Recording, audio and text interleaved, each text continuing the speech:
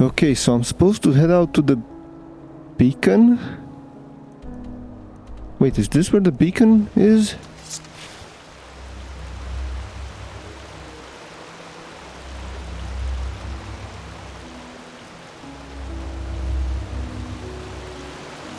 Well, they did bring it here, it seems.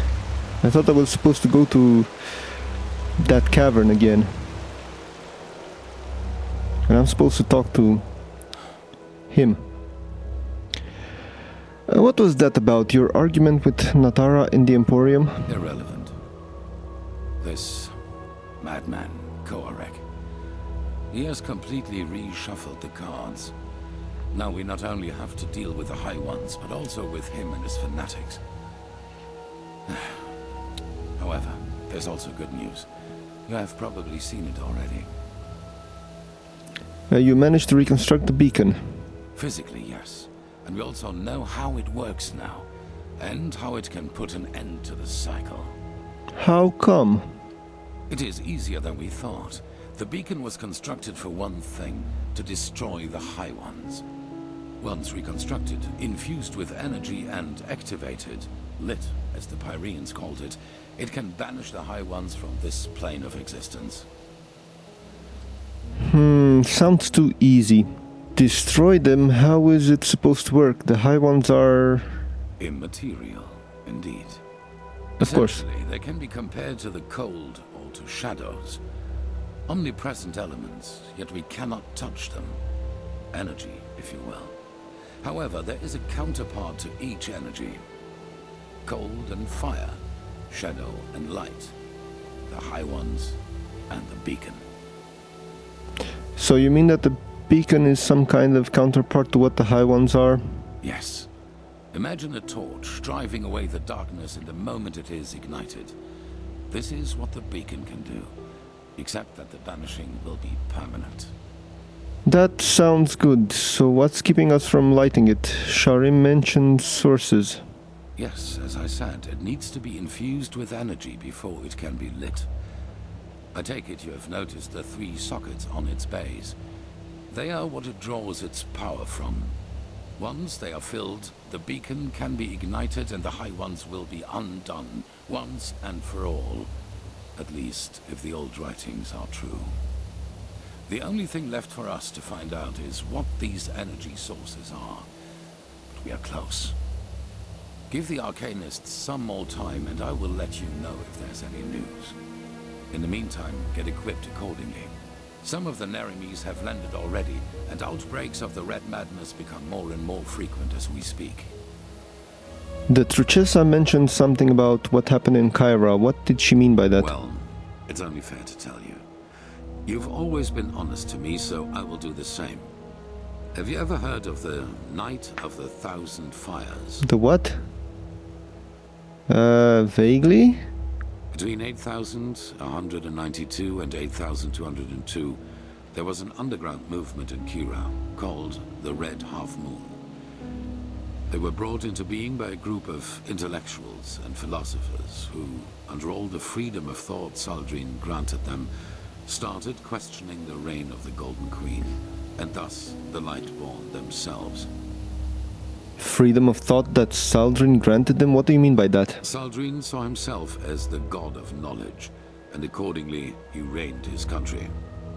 In Kira, no opinion is forbidden, which is why it is home to countless magic schools and universities, where people do nothing but discuss the reason for being all day long.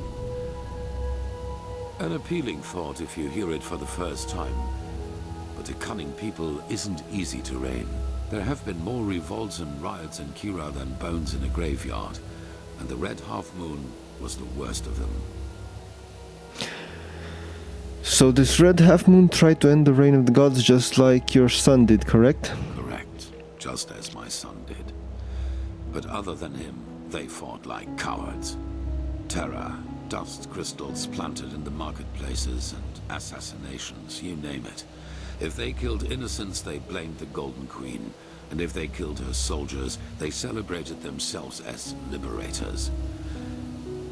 However, they never succeeded in putting her down, and neither did she in destroying them, which is why the court turned to the Lightborn for help.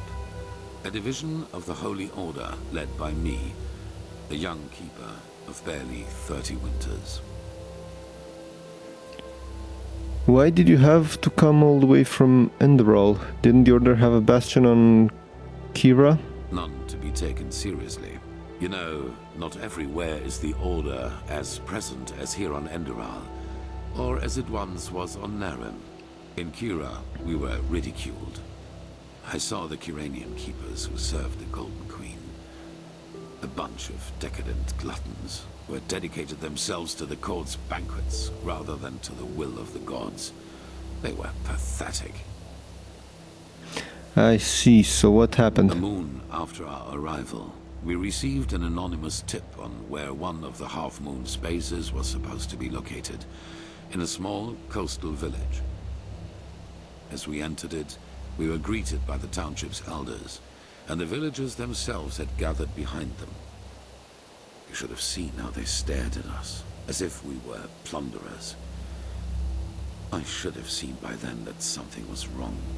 Let me guess, the entire thing was a trap. That's what they wanted us to think, and they did a good job at that. A veiled person here, an archer on the rooftops there. I got nervous, because villagers are not, they bested us in numbers, and they had kettled us. Then a man seemed to charge at us, and I gave the order to draw weapons. It was just the spark they needed. It came to a fight. No, not a fight. A massacre. The villagers had pitchforks and shepherd staffs, and we had shadow steel swords, let alone the fact that we were trained warriors. I realized that I had made a mistake a split second after it started, but it was too late by then. My men, they slaughtered them all, like pigs. At the end of the day, 300 people were dead, and only 10 of them were keepers. So the Red Half Moon set all this up, I get it, but why? Why would they want an entire village slayed? Well, what better proof of the Lightborn's cruelty is there than a division of keepers who, out of pure wickedness, slaughtered an entire village, women, children included. If the people had already distrusted us before that, that distrust had turned into hatred, and nothing could have changed that, not even the Golden Queen's heralds. We set sail back to Enderal a week later. 2 years after that, the Red Half Moon destroyed itself due to infighting. Ironic, isn't it? Yeah, pretty much. You panicked and things got out of control, there's no shame in that. Maybe. The Lightborn and the Grandmaster back at that time showed the compassion I wouldn't grant myself. But I learned one thing, and that is that I will never again let fears about my own life influence my decisions. What happened in Kira was the consequence of my own cowardice, and my unwillingness to give my life for a just cause. That will never happen again. There is something I need to tell you. Back on the Half Moon Island, the High Ones told me something there. What? Taranor Quarek sees himself as one of the emissaries to the Messiahs. Really? That's interesting. Provided this is true, that means that the emissaries aren't just people who fight the cleansing. They are people who fight for it too. And that also means that whoever granted us our powers and our purpose isn't an enemy of the High Ones, but a neutral party. Not necessarily. The High Ones also said that Quarek is wrong and that he is that he isn't really an emissary, and neither are you. I beg your pardon. Well, according to the High Ones, Quarek only thinks himself an emissary because he wants to feel important. What? And the same goes for me? That's ridiculous. They wanted to deceive you, to sow discord. I saw the threat the cleansing posed before anyone else did. And without me, we would have never come that far. Something changed inside me since I fled from my prison. I feel it. And it is the same thing that made you a part of all this. Now, Enough of this. I don't know, the whole story with the beacon sounds kind of too easy. There must be something more complicated about it. It usually is, it's never that straightforward. But anyway, what am I supposed to do now? Oh, I need to meet Lishari at the Dancing Nomad.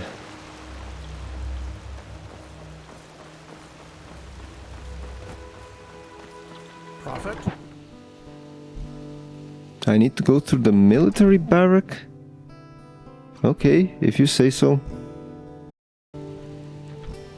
Yes? And the Dancing Nomad is this one over here.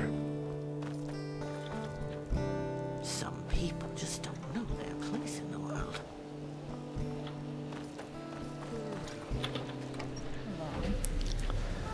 Okay, Lishari was supposed to tell me something that's kind of secret.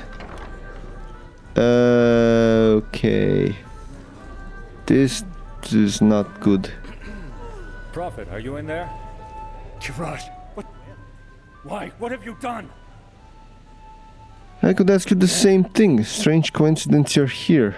Watch your tongue, Shari. Be glad that the blood is already dry, or else you'd be nothing but a pile of bones by now. Forgive me. I just can't believe it. Anyone but Lishari? Yes, I know. But she was a good woman. We both know that we're not involved in this. So please tell me why you and Lishari wanted to meet up here? Were the two of you close? It's been a while since there was a man at Lishari's side. No, it wasn't like that. So why? It seems there's a traitor in Ark, someone from among our own ranks. Lishari wanted to tell me what was behind the assault at Alt-Roshengrad. What? Then this bastard got wind of it. Oh, Kirash, Lishari, why the secrecy? Maybe the murderer has left a clue. We have to search. Well, let's see what's on her body. You feel Lishari's pulse, but I don't know, didn't catch that. Her body has still warmth remaining, but she's dead. Well, what else could be around here? We have a suspicious cat dust bottle. What's this? Let me see. Yes! This could be our clue. A glimmer dust bottle, couldn't that belong to Lishari? No, certainly not. But come to think about it, it doesn't really help us either. There are so many dust addicts in Ark, it would take years just to count them. Oh, by the name of the sun, I will inform the Order. Shouldn't we keep searching? Yes, you do that. But come back to the temple as soon as you're finished, alright? The Archmagister has found something out about those sources we need for the beacon, even though we paid a high price for it. Well, it seems there's nothing else to do in this room. I need to go back to the temple. Right, I'm at the temple. I'm supposed to look here for someone in the Chronicum. I mean, what was his name? Lexil. No, wait, the old guy is dead. The guy that didn't remember the names. I forgot his name though. Well, I guess I need to speak to this guy. Lexil Merail. Ah, if it isn't the Prophet. What's wrong? You look troubled. Lishari, she's dead. Someone murdered her. I know. Skyrim has already told me. I hardly knew her, but it's horrible. Different ideologies or not, she was a fine young mage, and her knowledge of the Pyreans was impressive. We need to find the ones who did this, and fast. But you probably already know that. Thank Momentous we just had a breakthrough with the beacon. Yes, Yuslan told me about that. Does that mean we now know who's missing? What's missing? At least as far as the sockets go, yes.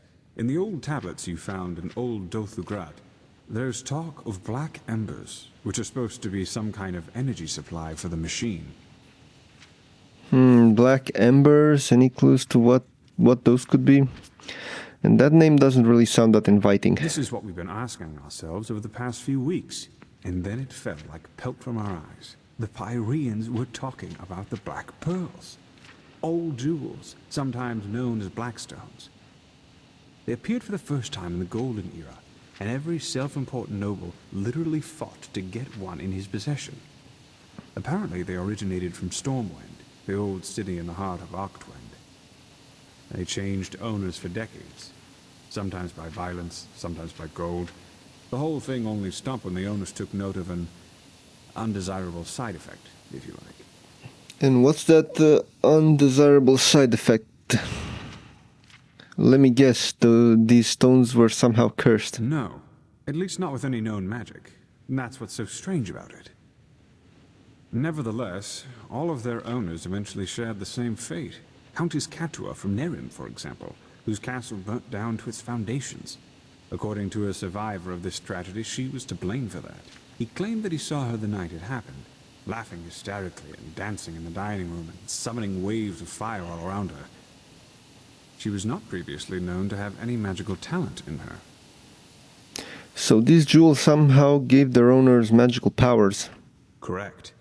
Plus, all of them eventually showed similar symptoms of delusion, like those possessed by the Red Madness do. A peculiar coincidence, if you ask me.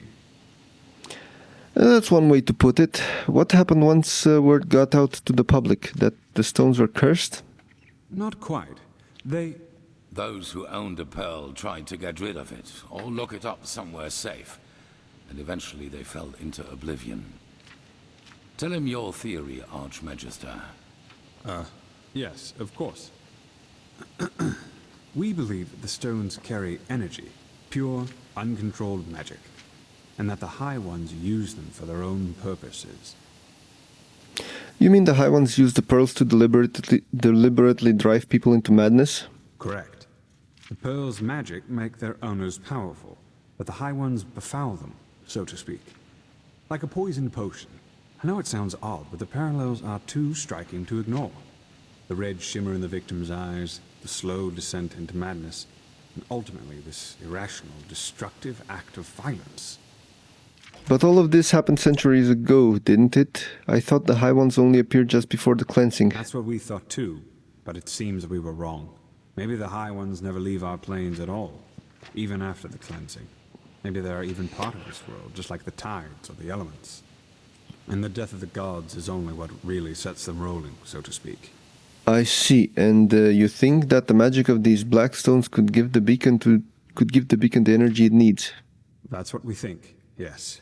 Nothing else in this world possesses that much raw power. I don't know about that. You will find them for us. But if the High Ones poison these stones, isn't it dangerous to bring them here? No, because we know what we are dealing with. Unlike those who fell victim to the stones. Imagine them as a powerful, magical sword. A fool won't know how to wield it and will eventually cut himself with it. A seasoned warrior, however, can use its power for his purposes. Which doesn't mean, however, that we will be careless with them. What we need is their energy, and once we have transferred that to the beacon, their shells will be useless to the High Ones. Yeah, doesn't sound like a very good idea. And how exactly are we supposed to find them? Didn't you say that they are scattered all over Vin? That's right. But we don't need all of them. The beacon has 3 sockets, and that is how many of the stones we will acquire. Archmagister. I studied the history of the pearls as a young arcanist, and I think that my notes might give you some hints as to where you should start looking. Give me until tomorrow. By then I will have prepared the relevant excerpts. All right, anything else I should know? Just come to me whenever you have questions. And hurry. I take it you have already noticed this, but Nerimi's troops are roaming our land and building outposts, and the Red Madness is also getting worse as we speak. Now go, Prophet. The sooner we find these stones, the better. Shouldn't you send some, I don't know, some troops to get rid of the Nerimi's troops? I mean, that would be a good idea. I didn't think I would ever.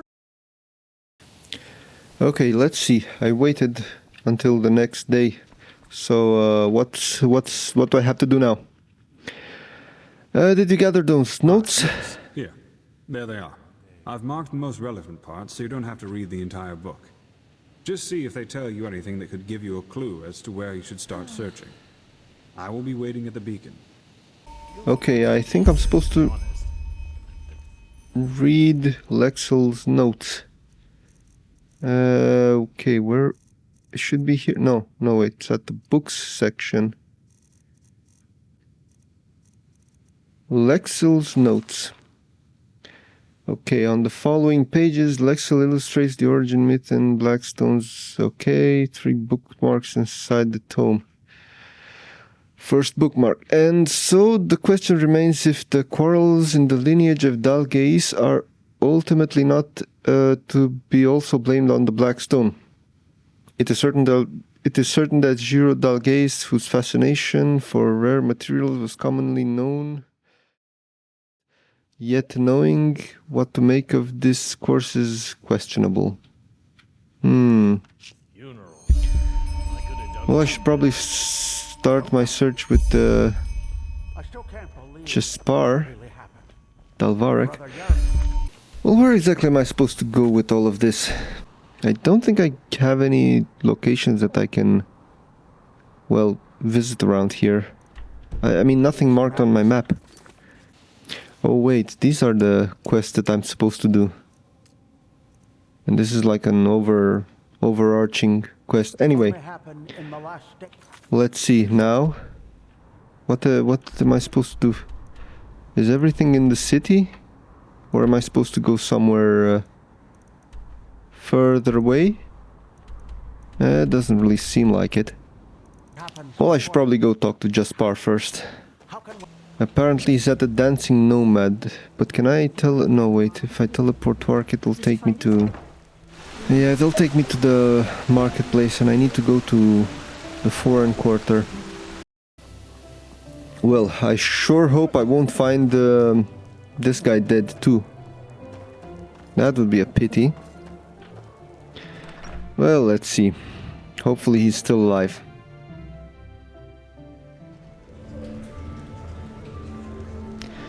Okay, don't be dead, don't be dead, don't be dead. Malfash's blessings.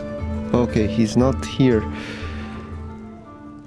Did you happen to see my friend, tall grey hair, bluish coat? That pretty boy, you mean? Aye. He was here yesterday. Oh god, all he's night dead too. with some noble woman. Haven't seen him since, though. He looked a little battered, if you ask me. You know him well? We worked together. I see. You know what? If you're looking for him anyway, could you give him this once you find him? A courier brought it along a few hours ago. A package? Did the courier tell you who it's from? Aye. A young woman, apparently. Maybe one of his beloved, who knows. Seemed urgent, though. Anyway, I need to get back to work. I'll tell the guy you were looking for him if he comes back. That's probably his sister. As you receive the package, a scribbled piece of paper drops out of it. See Jaspar and... Okay, pursue the first hint, pursue the second hint. It's either there or either there? There are 3 hints, actually.